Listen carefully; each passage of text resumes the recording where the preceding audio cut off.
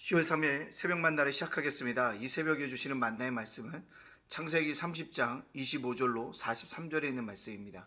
창세기 30장 25절로 43절에 있는 말씀. 창세기 30장 25절로 43절에 있는 말씀 제가 봉독해 올리겠습니다. 좀 기네요. 라헬이 요셉을 낳았을 때 야곱이 라반에게 이르되 나를 보내어 내 고향 나의 땅으로 가게 하시되 내가 외삼촌에게서 일하고 얻은 처자를 내게 주시어 나로 가게 하소서.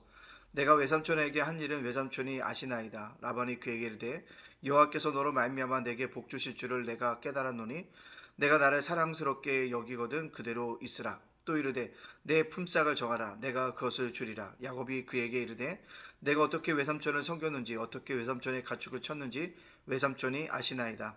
내가 오기 전에 외삼촌의 소유가 적더니 번성하여 때를 이루었으니 내 발이 이르는 곳마다 여호와께서 외삼촌에게 복을 주셨나이다. 그러나 나는 언제나 내 집을 세우리이까. 라반이 이르되 내가 무엇으로 내게 주랴. 야곱이 이르되 외삼촌에게 내게 아무것도 주시지 않아도 나를 위하여 이 일을 행하시면 내가 다시 외삼촌의 양떼를 먹이고 지키리이다. 오늘 내가 외삼촌의 양떼에 두루 다니며 그 양 중에 아롱진 것과 점 있는 것과 겁 있는 것을 가려내며 또 염소 중에 점 있는 것과 아롱진 것을 가려내리니 이 같은 것이 내 품삯이 되리이다. 후일에 외삼촌에게 오셔서 내 품삯을 조사할 때 나의 의가 내 대답이 되리이다.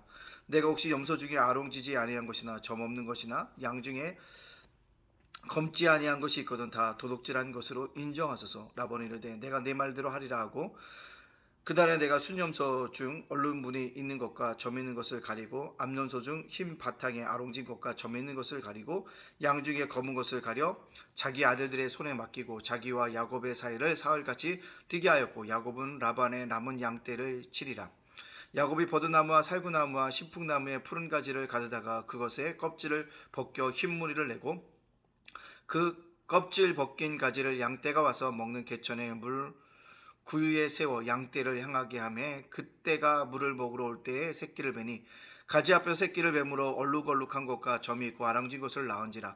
야곱이 새끼 약을 구분하고 그 얼룩 무늬와 검은 빛 있는 것을 라반의 양과 서로 마주보게 하며 자기 양을 따로 두어 라반의 양과 섞이지 않게 하며 튼튼한 양이 새끼 뵐 때에는 야곱이 개천에다 양떼의 눈앞에 그 가지를 두어 양이 그 가지 곁에서 새끼를 베게 하고 약한 양이 그 가지를 두지 아니하니 그렇게 함으로 약한 것은 라반의 것이 되고 튼튼한 것은 야곱의 것이 된지라. 이에 그 사람이 매우 번창하여 양떼와 로비와 낙타와 나귀가 많았더라. 아멘.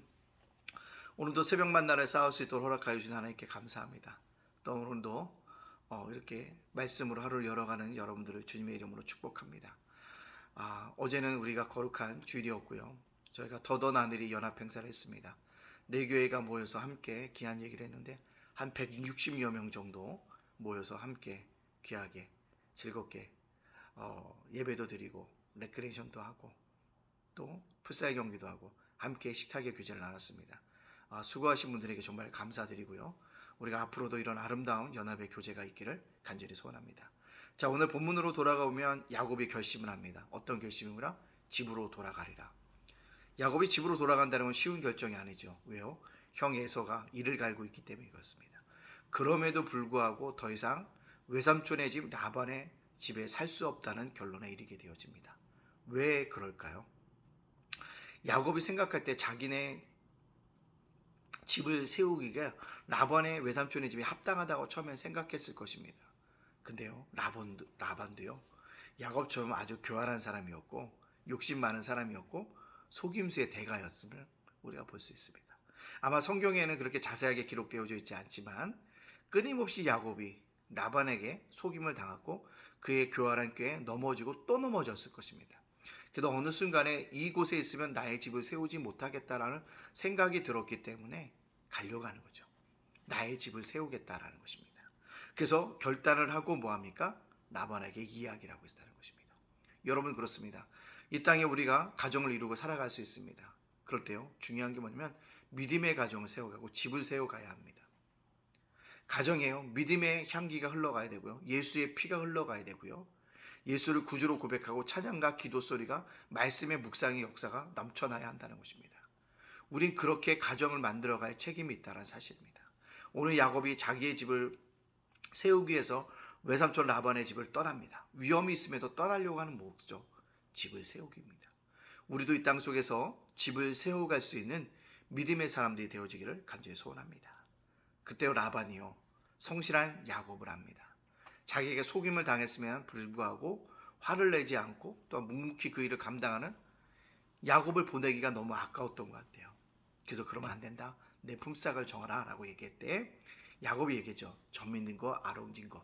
그것은 자기 걸로 하겠다. 얼룩 무늬가 있는 거. 그죠? 무늬가 있고 점 있는 건 내 걸로 하고 아닌 것은 외삼촌의 것으로 해라. 내가 혹시 훔친 것이 있으면 분명하게 드러날 것이기 때문에 그렇다라고 얘기합니다.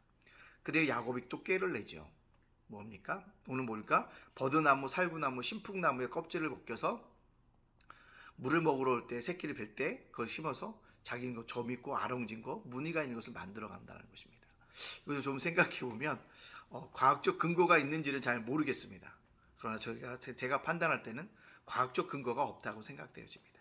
근데 이것이 희한하게도 그 살구나무, 버드나무, 신풍나무 껍질을 벗겨 세워놨을 때 새끼를 뵈면 정말로 점 있고 아롱진 거 무늬가 있는 것이 나타났다는 거죠. 뭘까요? 하나님의 섭리입니다. 하나님이 믿음의 족장이었던 야곱의 한 사람을 세우기 위한 하나님의 놀라운 섭리가 그 속에 나타나고 있다는 거죠. 인간의 노력이 아니라 그 속에 하나님의 은혜가 역사가 흘러가고 있다는 거죠. 그것을 베푸시고 있다는 겁니다. 그렇습니다. 이 땅을 살아가는 동안 우리가 꼭 기억할 것은요. 세상이 어떻게 변하고 세상이 나에 대해서 어떻게 대하던 나를 향하신 하나님의 은혜는 멈추지 않는다. 지금도 흐르고 있다는 것입니다. 그것을 기억한다고 한다면 오늘을 살아가는 나의 삶이 힘들고 퍽퍽하고 어렵다 할지라도 손에 잡히는 것이 없고 발에 걸리는 것이 없다 할지라도 나에게 큰 은혜가 될 줄로 믿습니다.